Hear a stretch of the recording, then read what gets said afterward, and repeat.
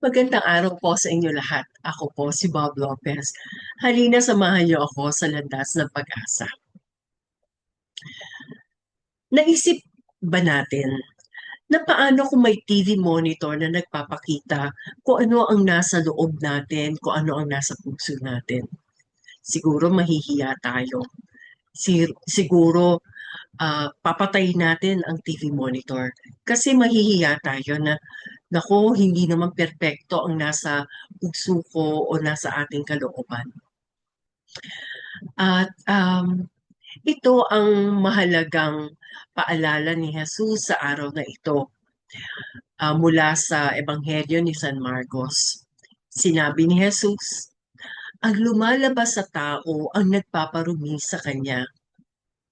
Ito ay sapagkat mula sa loob, sa puso ng tao, nagmumula ang masamang kaisipan, mga pangangalunya, mga pakikiapid, mga pagpatay, mga pagnanakaw, mga pag-iimbot, mga kasamaan, pandaraya, kalibugan, pagkaingkit, matang masama, pamumuso, kayabangan, at kahangalan. Ang lahat ng kasamaang ito ay nagmumula sa loob at siyang nagpaparumi sa tao.